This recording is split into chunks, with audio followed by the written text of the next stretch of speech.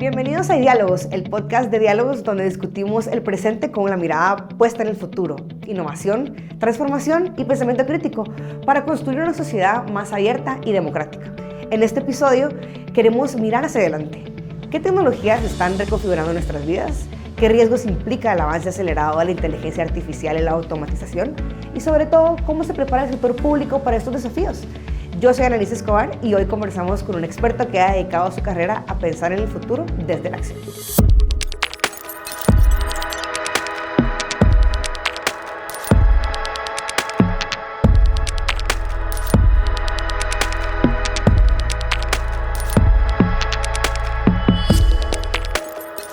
La innovación ya no es una opción, es el terreno donde se juega la democracia, la economía y la equidad en el siglo XXI. Pero juntos con las oportunidades llegan enormes interrogantes. ¿Cómo el ecosistema de Guatemala puede avanzar desde distintos ámbitos para utilizar la innovación para atender retos complejos? ¿Cómo podemos promover un enfoque ético y centrado en las personas al incorporar las nuevas tecnologías en la gestión pública? En este episodio estaremos conversando con Ben Cibulka sobre las tendencias globales que están moldeando el presente, desde la gobernanza de datos hasta la necesidad urgente de renovar las políticas públicas para responder a un mundo complejo, incierto y digitalizado. Bueno, tenemos hoy con nosotros a Ben Cibulka. Ben es experto en innovación, tiene experiencia en el extranjero y en Guatemala con iniciativas de innovación y de verdad que creo que es uno de los principales referentes que hemos tomado aquí como inspiración en Blombos Lab, así que bienvenido, Ben. Muchas gracias. Bueno, entonces, pues como te comentaba, para este episodio de cierre queremos hablar sobre las tendencias de futuro y abrir con una pregunta principal para conocer tu perspectiva. ¿Cuáles son esas tendencias globales más relevantes en innovación tecnológica especialmente y social que están moldeando nuestro futuro inmediato? ¿Qué opinas? Mira, innovación tecnológica sí es un poco más fácil responder la pregunta. Hay muchas tecnologías emergentes que tiene mucho potencial de cambiar las reglas de juego para un montón de industrias y de gobiernos y de cambiar la dinámica incluso entre la relación entre la ciudadanía y el sector público. Obviamente inteligencia artificial es un tema fuertísimo que vamos a hablar bastante de eso, me imagino yo. Pero digamos la penetración móvil en las poblaciones habilita un montón de cosas que no se podían hacer antes. El mundo de apps en esos móviles habilita un montón de cosas que no se puede hacer antes. Todo ese mundo nuevo de sensores, Internet of Things, IoT, cámaras, inteligencia artificial específicamente visual con cámaras, permite y habilita un montón de cosas que no se podían hacer antes. Entonces, digamos que ahí hay muchas tecnologías que ya la mayoría conocemos, ¿verdad? Pero que sí, cuando se aplican al sector público, abren las puertas para un montón de impacto positivo, ¿verdad? Y también negativo, dependiendo un poquito del gobierno, ¿verdad? La pregunta de innovación o tendencias de innovación social es un poco más difícil de responder. Digamos, lo que sí ha cambiado, creo yo, es el imaginario de las poblaciones a nivel mundial de lo que se puede hacer, habilitado principalmente por las tecnologías, ¿verdad? O sea, tenemos precedentes de que nos podemos organizar como ciudadanía para exigir la renuncia de un funcionario público. Tenemos un imaginario de empoderamiento, digamos, con estas tecnologías. Y también innovación social en el sector privado sí ha agarrado mucha viada, digamos. Hay muchas certificaciones que las empresas están adoptando desde, digamos, capitalismo consciente, el B Corp Certification, por ejemplo, donde están haciendo compromisos fuertes de responsabilidad social y ambiental, más allá de simplemente decir esto sí lo hago, sino realmente diseñar negocios alrededor de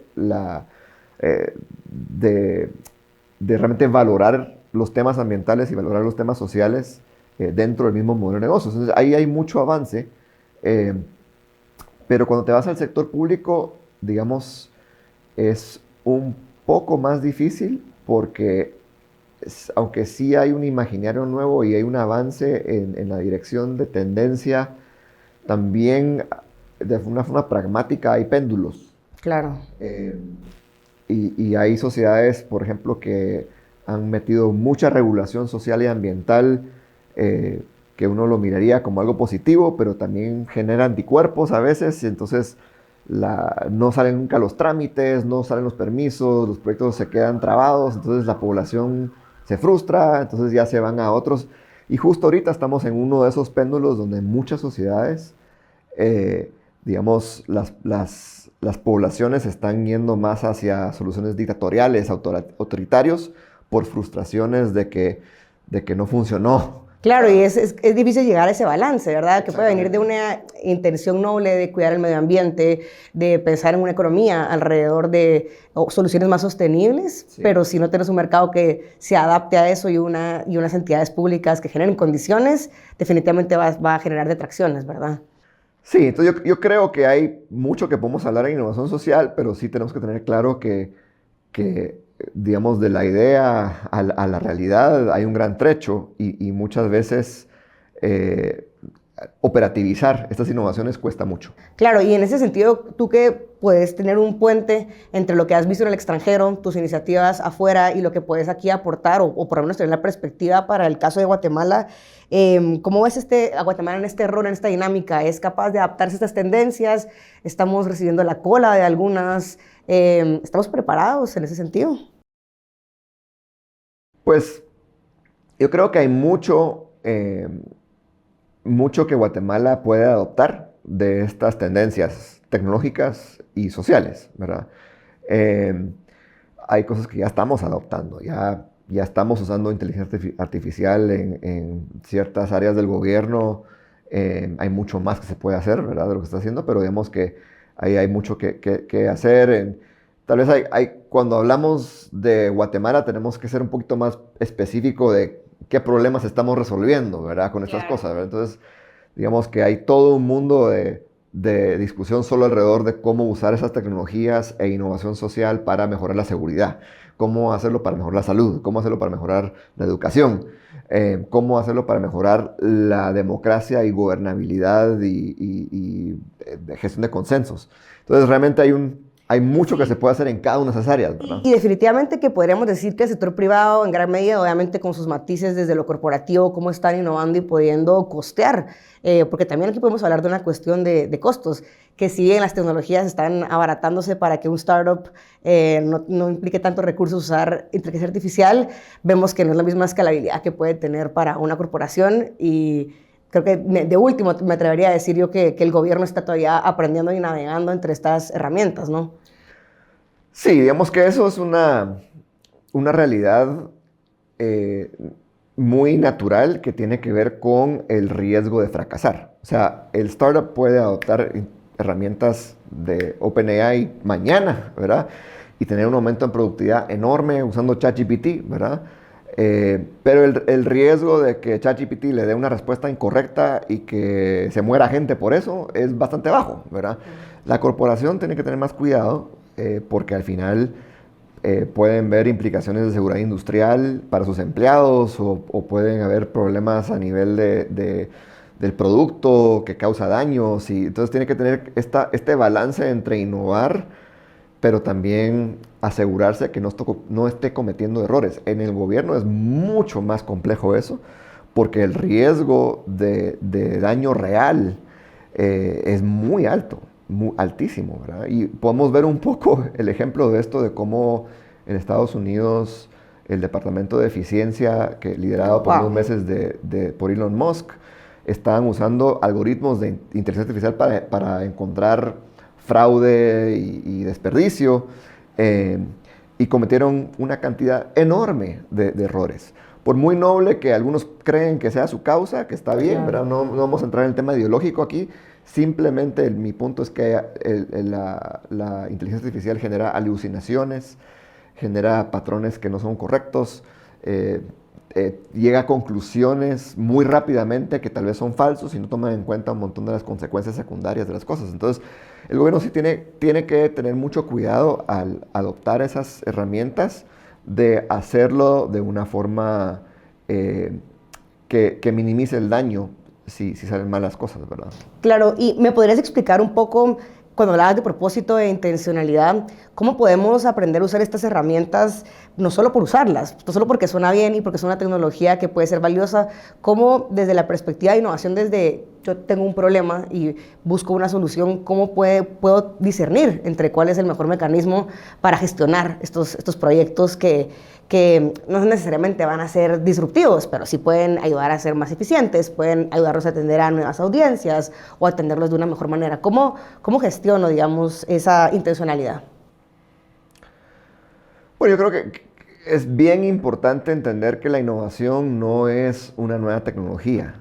La innovación es una nueva forma de resolver un problema que funciona. Porque hay muchas cosas hay muchos inventos que no funcionan y no son innovaciones, son inventos. Cuando ya funcionan y generan resultados, ya se convierten en innovaciones. Entonces, hay un error que se comete mucho a nivel del sector privado y también del público, decir, bueno, implementemos inteligencia artificial para esto y vamos a ser innovadores, claro, ¿verdad?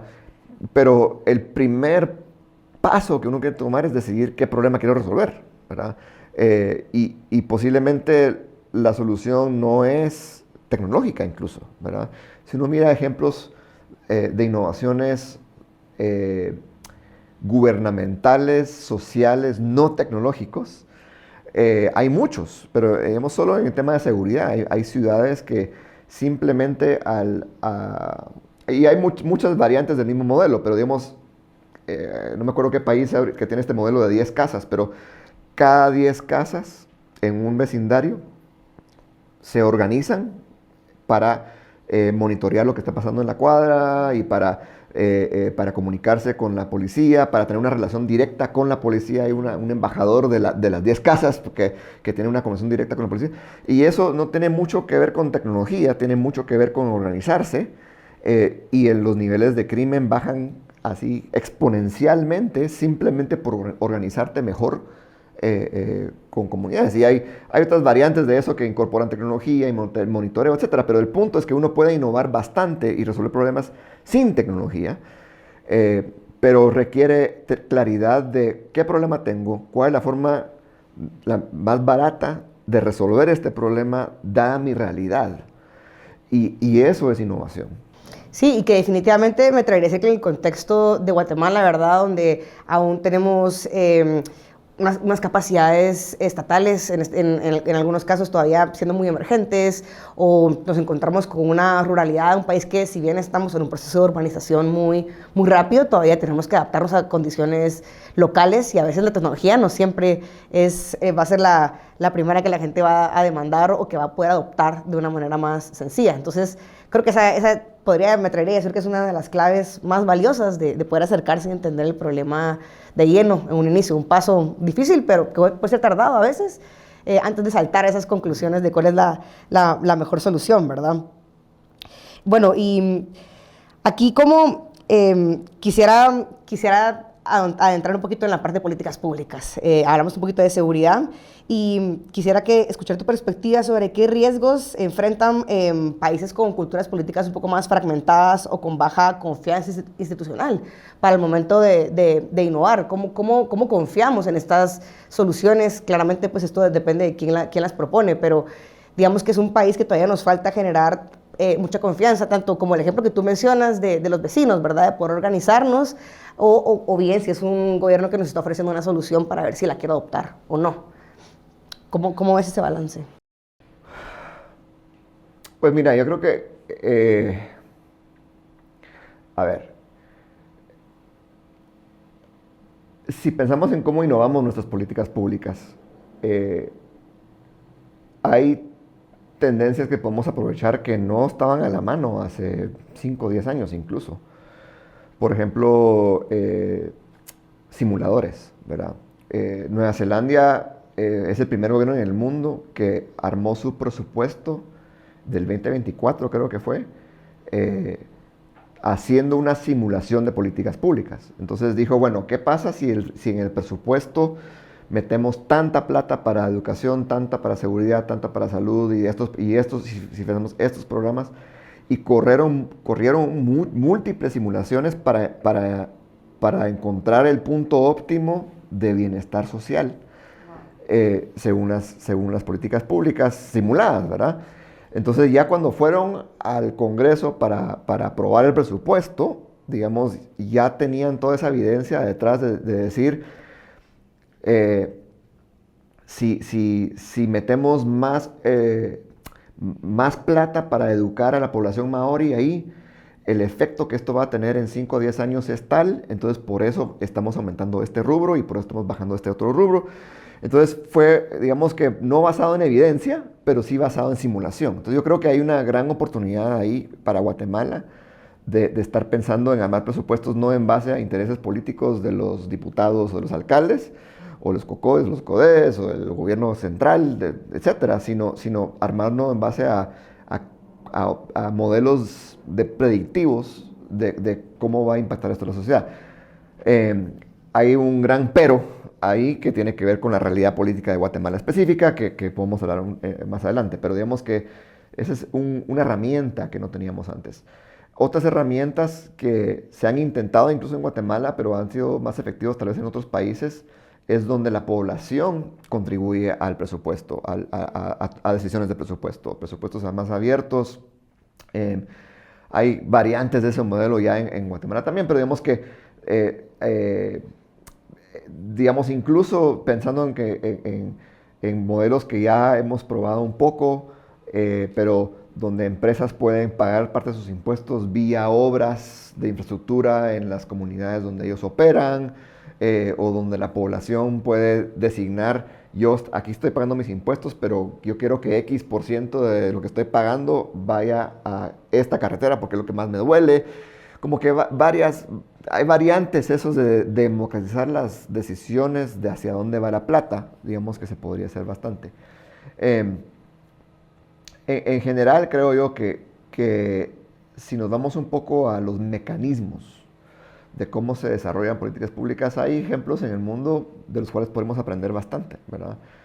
Taiwán, por ejemplo, es un país que recibe un bombardeo a diario de China, de propaganda, de desinformación, porque el gobierno de China está permanentemente tratando de decirles a la población, no confíen en su gobierno, eso es un gobierno corrupto, es terrible. Y es un problema tan serio que hay todo un ministerio dedicado a contrarrestar esto, ¿verdad? Y el Ministerio Digital de Taiwán hace otras cosas aparte de eso, pues, pero digamos que van a escuelas para explicar qué es desinformación y por qué lo hace China, y contratan a comediantes para hacer programas de comedia a diario o semanal de la desinformación de la semana, ¿verdad? Pero tal vez lo más importante es que tienen una serie de softwares o de plataformas, uno se llama Polis, que es un diálogo directo entre la población y el gobierno. Y usan inteligencia artificial, machine learning, para monitorear todos los comentarios y sacar lo más relevante y donde hay más consensos. Digamos, los algoritmos de las plataformas de redes sociales hoy por hoy, lo que se viraliza es lo extremista, ¿verdad? Lo polarizante. Polis es al revés, lo que se viraliza es los puntos en común entre la población. Entonces, ha ayudado mucho, y hay otras plataformas que están integradas con Polis que usan para, por ejemplo, cualquier ciudadano puede decir, yo quiero que se arregle esta carretera, y si 5,000 personas firman esa petición, por ley ya entra un proceso de revisión de parte del gobierno para ver si se ejecuta o no ese proyecto, o se incorpora esa política pública o no. Entonces tienen un sistema muy sofisticado, digamos, de escuchar a la ciudadanía. En Latinoamérica hay ejemplos como Ecuador, no todos son grandes fans de Correa, porque hay un montón de cosas que no hizo bien, pero unas cosas que a mí siempre me llamó la atención es que la ley sobre la cual hicieron todas sus reformas educativas, incluyendo eliminar al sindicato, cerrar 80% de las universidades que eran como de cartón, etc. Esa ley se llama la Ley de la Economía Social del Conocimiento, y esa ley fue crowdsourced. si no me acuerdo, si no me equivoco, más o menos más de 100,000 personas contribuyeron a esa ley en todo el mundo, expertos en Inglaterra, en Europa, en Estados Unidos, y era una plataforma tipo Wikipedia, donde uno venía a decir, yo podías agregar un comentario o sugerir un cambio. Y si tenía el apoyo necesario, se quedaba. Pues en Wiki, digamos, el mecanismo no es tanto así, sino es más que de edición, pero al final la versión que llegó al Congreso era una versión que decía, esto ya lo editaron 130,000 personas o 100,000 personas, aquí no vamos a estar haciendo enmiendas con ustedes que no saben nada del tema, ¿verdad? Aquí vamos a aprobar esta ley como está porque ya tiene todo el expertise. Entonces, y basado en muchos aprendizajes de otros países, ¿verdad? Muchas evidencias, sí, cuando tratamos de hacer esto en Alemania, pasó esto, entonces sugerimos que hagan esto, ¿verdad? Entonces yo creo que ahí hay muchos ejemplos de cosas que podríamos estar haciendo que le dan más poder a los técnicos y a la ciudadanía a imponer sus prioridades, básicamente, sobre el gobierno de turno. Y son dos ejemplos, pero digamos que por ahí creo que hay bastante que trabajar. Podríamos decir que en gran medida parte de los objetivos de buscar estas soluciones, si bien son innovadores, van muy respaldados bajo el principio de generar la confianza. Porque vamos, yo no busco una solución de tecnología o si hago el crowdsource solo porque qué chilero, qué divertido, sino es porque veo que me va a poder proveer esa confianza que yo necesito como Estado para gobernar y claramente en ese ideal de búsqueda de bienestar para mis representados, ¿no? Sí, obviamente se necesita confianza y para implementar esos mecanismos uno tiene que tener una alineación muy fuerte entre el sector privado, las comunidades en todo el país, las organizaciones legítimas que representan a grandes poblaciones, ya sea indígenas o no indígenas o sociedad civil. O sea, uno tiene que realmente tener mucha gente diciendo yo quiero trabajar de esta forma, apoyémoslo, ¿verdad? Va a ser difícil implementar esto así con martillazo, decir aquí vamos a hacer esto ahorita, ¿verdad? O sea, sí se puede, pero en Guatemala es más difícil ese tipo digamos, de mano dura. Realmente no funciona tan bien porque somos una sociedad tan diversa que uno tiene que tener a puro tubo procesos más participativos, claro, para que lo que uno haga sea sostenible, ¿verdad?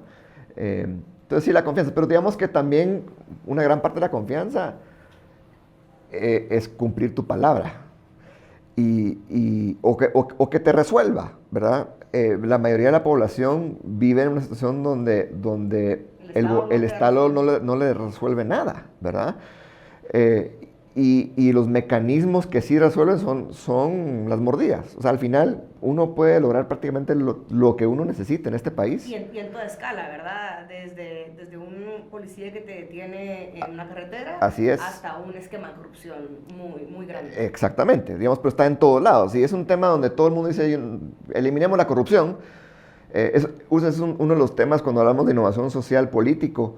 Digamos, a todos les gusta la idea de vivir en un país sin corrupción, pero al final todos somos corruptos, pues al final, si a nosotros nos toca, y es una decisión entre perder un montón de plata o pagar una pequeña mordida, o parar en la cárcel o una pequeña mordida, prácticamente todos vamos a tomar una decisión equivocada probablemente, y los que no lo han hecho es porque no nos ha tocado, realmente, pero la gente que en ese sistema tan disfuncional, sí, uno tiene que estar pensando cómo construimos confianza en ese contexto, que es bien diferente. Y hay países como Estonia, por ejemplo, que han logrado avances increíbles, admirables realmente, en eliminar la corrupción, y es básicamente el 100% de los trámites, menos 3, son digitales. Todos los trámites del país se hacen digitales, menos 3. Casarse, divorciarse y compraventa de terrenos, que tienes que presencial. Pero digamos que si nace alguien, si quieres sacar un permiso, todo es digital. Entonces, ¿qué hace eso? No puedes darle mordida a nadie porque no hay nadie a quien darle mordida. Pero al final, digamos, lo que hace que funcione es que te resuelve, ¿verdad? Si metes tu cosa y a los 7 días tenés tu permiso o tenés... Y digamos que ese tipo de modelo donde digitalizas procesos lo han probado muchos países. Obviamente, incluso en Guatemala hemos hecho muchos avances para tramitología de negocios, digamos, pero digamos que donde tal vez tendríamos que estar pensando en esto es cómo metemos procesos digitales para resolución de conflictos, por ejemplo. Wow. A países que han tenido mucho éxito, donde todo el proceso legal o el proceso de arbitraje se hace de forma digital, porque vas minimizando esos puntos de contacto donde vas a estar metiéndole un poquito al juez, o porque ni siquiera sabes quién es el juez que está viendo tu caso, ¿verdad? Hacerlo menos poroso, se podría decir. Menos poroso, ¿verdad? Entonces creo que hay una gran oportunidad de crear confianza a través de procesos digitales más transparentes, más... Obviamente la base para construir eso es muy compleja, y Estonia tuvo el primer problema. Realmente es resolver primero el tema de la identidad digital, ¿verdad?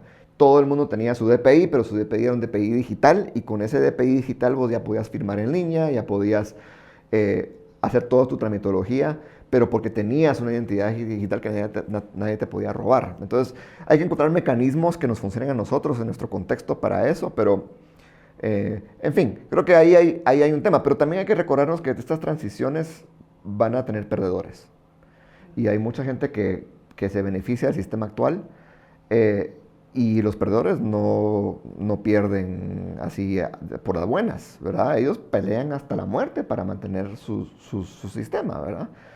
Entonces yo creo que para realmente construir confianza uno tiene que estar pensando en incentivos, o sea, cómo creamos el sistema de incentivos que a la larga a todos nos beneficia. Como viendo esta perspectiva más desde lo macro, tú habías hablado, cuando hablamos de ecosistema, es si quiero, por ejemplo, llegar a un objetivo como eso, ¿verdad? Desde la digitalización de un gobierno entero. Necesito acuerdos sectoriales, ¿verdad? Y ahí es cuando podemos hablar del ecosistema de la innovación en Guatemala, desde lo más macro, de sector público, privado, social, alineado a las poblaciones, los sectores. O poder hablar desde el ecosistema de los emprendedores apoyado por una burocracia que les genere incentivos a cierto tipo de inversiones o que les facilite los trámites. ¿Cómo ves tú la cultura? Tal vez una palabra no es cultura política, pero la voluntad es de la colaboración en general en Guatemala, de ponernos de acuerdo para un acuerdo de ese tipo, o si has visto algún aprendizaje, especialmente en los ecosistemas más avanzados. Por ejemplo, aquí el sector fintech en Guatemala, digamos que se ha ido desarrollando muy rápido comparado al resto de la región centroamericana, por ejemplo. Mira, vamos a ver, yo creo que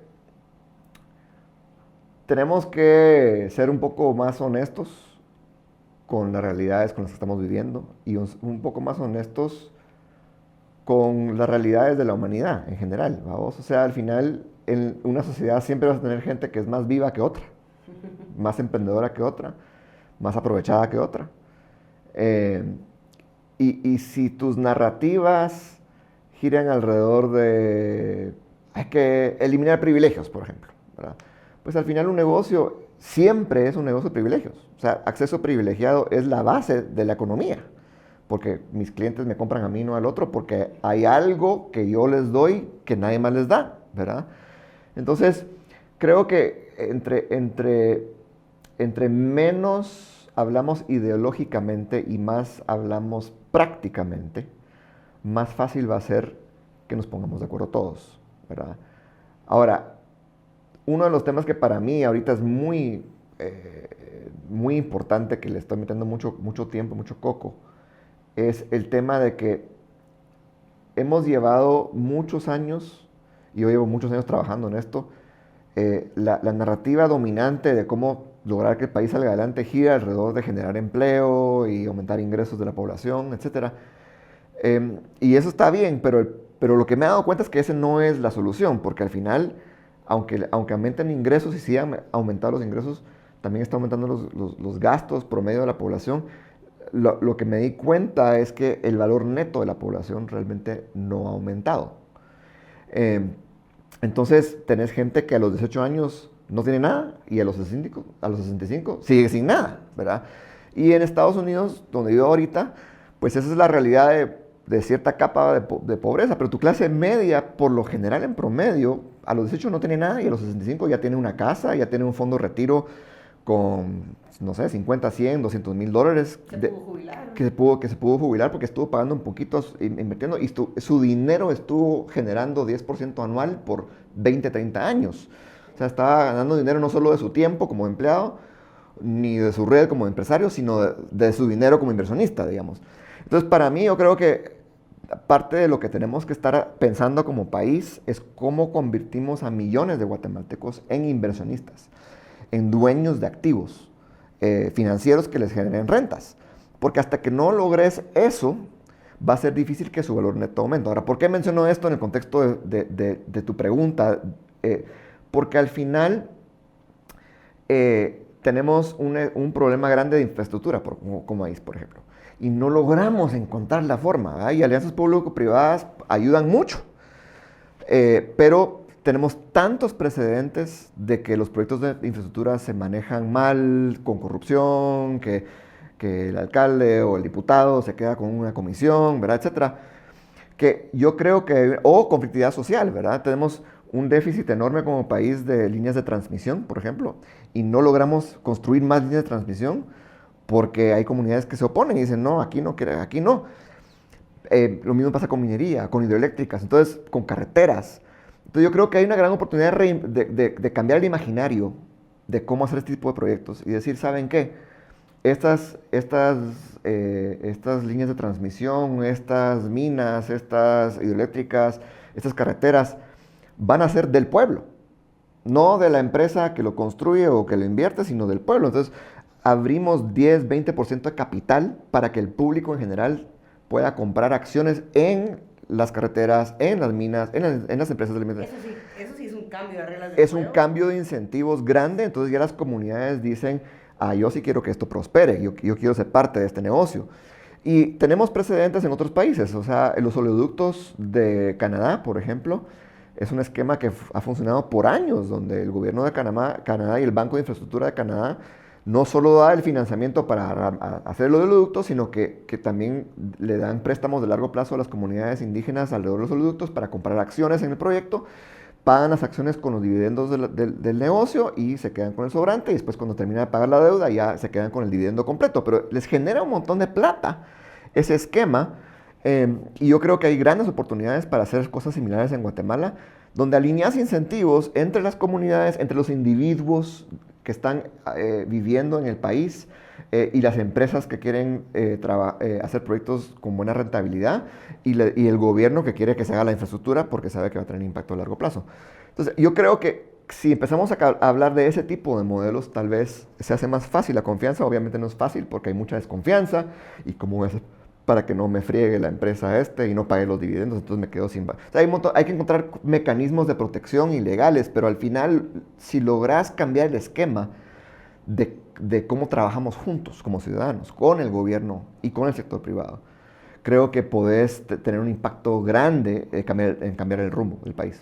Sí, esto definitivamente, ahorita tú solo explicando este ejemplo, rompe todos los esquemas mentales de lo que tenemos de la idea de un servicio público, la idea que tenemos de poder invertir, de quién es el responsable, ¿verdad? Una relación donde estamos verdaderamente todos compartiendo riesgo y por lo mismo podremos ponernos de acuerdo para que valga la pena, no es algo que me llegan a imponer, digamos. Bueno, entonces, Ben, solo para ir cerrando un poco, nos has dado un poquito de todo, de estas grandes perspectivas en la gestión de la innovación. Yo quisiera que pudiéramos ir cerrando en Bloomberg hablamos mucho sobre el proceso de cómo ir de este pensamiento divergente a convergente. Yo en otras oportunidades conversando contigo, sabemos que la innovación no es un proceso lineal, ¿verdad? Entonces, solo para que nos quedemos con un poquito más de claridad en esquema de al final cómo concebimos la innovación desde un gran proyecto que podría cambiar las reglas del juego para cómo crecemos como país, o yo en mi empresa estoy incentivando a mis colegas a que innovemos en un proceso que podría mejorar el negocio, ¿verdad? ¿Cómo ves ese tipo de pensamiento que va desde lo individual hasta lo que podría cambiarnos como país? Pues yo creo que los principios filosóficos de la innovación son bastante elementales, ¿verdad? Uno es que uno no tiene ideas, tiene fragmentos de idea. O sea, esta idea que estoy mencionando ahorita de abrir participación accionaria a la sociedad en general, que cada quien con su EPI pueda comprar hasta 5.000 acciones del puerto, por ejemplo. Eso es un fragmento de idea que tiene mucho trabajo por hacerse todavía. Y si me caso mucho con esa idea y digo, sí, esto hay que hacerlo, la gente va a decir, pero es que no va a funcionar por esta razón y esta razón. Pues no, mire, muchachos, eso es un fragmento de idea. O sea, ¿cómo hacemos para que alguien pueda comprar hasta 5.000 quetzales del puerto Quetzal con su DPI? Pero es un fragmento, ayúdenme a mejorarlo, ¿verdad? Entonces la gente empieza a reaccionar de una forma más propositiva, decir, bueno, podría hacer esto, podría hacer aquello, etc. Entonces es importante tener el lenguaje correcto y no ser muy arrogante, sino que decir, bueno, aquí tengo un fragmento, ayúdenme a mejorarlo. Lo otro es bien importante entender que la innovación viene de la diversidad de perspectivas. Entonces, si yo solo me estoy rodeando con gente que piensa igual a mí, yo soy de derecha, solo me rodeo con gente, yo soy de izquierda, solo me rodeo de gente de izquierda, yo soy evangélico, solo con evangélicos, católicos, digamos que nunca voy a innovar, porque solo voy a estar viendo, digamos, fragmentos de ideas muy cercanas a mi mundo. Si querés realmente innovar, tenés que rodearte de gente que piensa totalmente diferente. Y si tu línea es más ideológicamente más de izquierda, anda a pasar tiempo con los empresarios, porque te van a abrir los ojos a un montón de cosas que no puedes ver. Y juntos van a ir viendo, bueno, de repente aquí un camino que agarra lo mejor de los dos mundos, ¿verdad? Entonces es bien importante entender la importancia de la diversidad y de rodearse de gente que piensa diferente a uno. E incluso, digamos, algo que no nos gusta mucho hablar, pero uno de los grandes problemas que tenemos aquí es los mecanismos de ejecución dentro del Estado con mucha corrupción, por ejemplo. Es importante hablar con gente que conoce de eso, pues, y que te cuente cómo es la cosa, y para entender, digamos, los incentivos y entender cómo funciona, porque si solo te metes en tu mundo teórico de, sí, es que las políticas públicas y las mejores prácticas y lo que está haciendo Chile y lo que está... Traigámoslo, implementémoslo de una vez así como está. No vas a entender que esas ideas jamás van a funcionar en nuestra realidad política. Tenés que entender las necesidades no resueltas de todos. Entonces, yo creo que ese es el mensaje importante, ¿verdad? Ya sea que seas un director o un viceministro o alguien dentro del sistema público y querés innovar, o alguien en una empresa, realmente tomate el tiempo de conocer a gente que vos crees que es mala. Porque esa gente que vos crees que es mala tiene un fragmento de idea que vos no tenés. Que si la vas combinando vas a encontrar caminos para salir del pantano en el que estamos metidos, ¿verdad? Wow, esto me deja una nota optimista, accionable, pero optimista. Así que muchas gracias, Ben, por acompañarnos esta tarde aquí en Ideálogos. Gracias, un honor. Hoy entendimos que el futuro nos espera, se diseña, y que el desafío más grande es que este diseño sea colectivo, democrático y sostenible. Y si este episodio encendió una idea en ti, compártelo. No dejes de explorar sobre la innovación y soluciones basadas en evidencia en nuestra página. Y síguenos en todas las redes sociales como Diálogos Guate. Hasta la próxima.